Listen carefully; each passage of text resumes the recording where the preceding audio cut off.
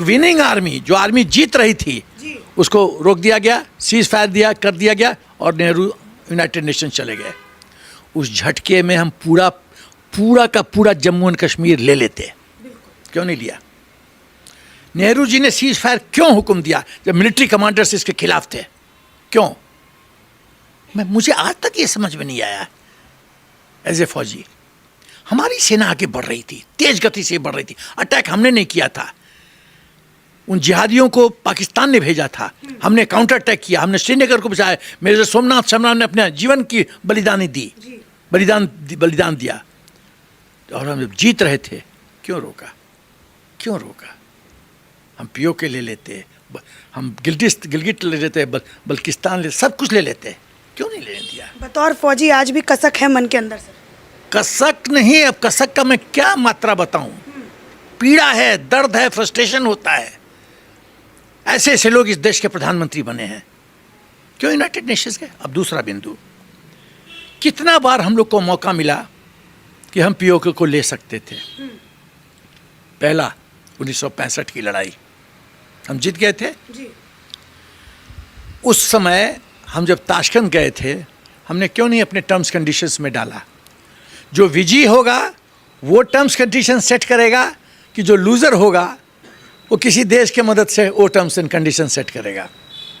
हमने क्यों नहीं कहा कि हम जीते हुए क्षेत्र को तब लौटाएंगे जब हमारा क्षेत्र है वापस करो, महाराजा हरि सिंह का क्षेत्र वापस करो पूर्ण रूप से जी। दूसरी गलती, 1971 के बाद 1972 में जुल्फिकार अली भुट्टो शिमला आए थे। पाकिस्तान की आर्मी ने भुट्टो को कहा था, इंदिरा जो मांगती है दे देना, खाली हाथ मत आना, 93,000 प्रिजनर्स को लेके आना वापस, नहीं तो तुम्हारी खैर नहीं। ये पाकिस्तान की आर्मी ने भुट्टो को बोला था और भुट्टो बेनज़ीर को साथ लेके आया था ये बताने कि देखो मैं राजनीति मैं हारा हुआ स्थिति में हूँ, देखो मैं कैसे जीतता हूँ। बेनज़ीर को साथ लेके आया था। अब शिमला में जिस होटल में थे, उस समय पीएन हस्कर एडवाइज़र थे इंदिरा गांधी के, तो भुट्टो ने पीएन हस्कर को कहा कि मैं मैडम से 2 मिनट के लिए मिलना चाहता हूँ 1 to 1। हस्कर तो कश्मीरी ब्राह्मण था, बहुत तेज था, बोला नहीं मिल सकते। वो समझ गया गेम खेलेगा कुछ, नहीं मिल सकते। बोला आप मैडम को मेरी सूचना दे दीजिए बात कि मैंने आपसे ये कहा है। अब ये बड़ा डिप्लोमेटिक इश्यू हो गया। जब इस तरह का संदेश आता है तो मैडम तक तो पहुंचाना पड़ेगा। तो पीएन हस्कर ने कहा कि जुल्फिकार अली भुट्टो ये कह रहे हैं। बोला ठीक है ले आओ, मीटिंग मिलने के लिए तैयार हूँ 2 मिनट के लिए। अब जिस रूम में जुल्फिकार अली भुट्टो और इंदिरा गांधी दोनों 1 to 1 थे, उस समय, अब बोलूं कि ना बोलूं? बोल देता हूँ नहीं, इससे हमारा इंटेलिजेंस एजेंसीज कंप्रोमाइज़ होती है, इसीलिए मैं सोच रहा हूँ बोलूं कि ना बोलूं। चलो बोल देता हूँ। उस समय एक अपना बहुत इम्पोर्टेंट इंटेलिजेंस एजेंसीज के ओहदेदार बटलर के रूप में चाय लेके घुसते हैं और भुट्टो इंदिरा गांधी के पांव पे गिरा होता है, हाथ जोड़े हुए, और कह रहा होता है देवी मेरे को बचा ले, पाकिस्तान का प्रजातंत्र को बचा ले, यदि मैं खाली हाथ गया तो पाकिस्तान आर्मी हमको ख़त्म कर देगी और फिर प्रजातंत्र पाकिस्तान में कभी पनपेगा ही नहीं। आप तो देवी हो, मुझे 93,000 दे दो। और आप पसीज गए और आपने दे दिया बिना शर्त के। ये क्या स्टेटमेंटशिप है? क्यों नहीं कहा हमको पीओ को दे दो? क्यों नहीं कहा हमको सिंध दे दो? तुम पाकिस्तान की तो गर्दन हमारे हाथ में थी। यदि मैं प्रधानमंत्री होता तो मैं शिमला में उस दिन सिंध ले लेता, बलूचिस्तान ले लेता, पीओके ले लेता, गिरिड लेता, बल्तिस्तान ले लेता। और बताऊं क्या करता मैं भुट्टो को कहता तुम्हारी आर्मी कैपेबल आर्मी नहीं है, तुम्हारी army under command Indian army रहेगी, तुम्हारा डिफेंस और फॉरेन अफेयर्स मैं देखूंगा। या तो 93,000 ले या ये दे, इधर भी मौत है इधर भी मौत है, चुन कौन सा मौत सेलेक्ट करता है। मैं ये करता। क्यों नहीं किया इंदिरा गांधी ने? देवी दुर्गा बन गई, पार्लियामेंट में बड़ाई हो गया, 93,000 हमने प्लेट में उठा के दे दिया। राजनीति कुछ भी करवा सकता है। अरे काहे का राजनीति, फिर काहे के लिए फिर हट जाओ, काबिल लोग को बनने दो प्रधानमंत्री। इस तरह से खेल होता है। जो हम लोग खून बहाते हैं फौजी, इस तरह से ऐसे ही खून हमारा व्यर्थ में जाएगा। फिर सेना खून क्यों बढ़ाए? हम अपना जीवन दान क्यों करें मां भारती के लिए, हिंदुस्तान के लिए? क्यों? जब हम जानते हैं कि हमारा खून बहाव व्यर्थ जाएगा, ये क्षेत्र वापस चला जाएगा। सरकार को चाहिए कि पूरा बहुत कठोर संदेश दे पाकिस्तान को, आज के बाद जो भी हम पाकिस्तान का जमीन जीतेंगे हम कभी नहीं लौटाएंगे। Never never.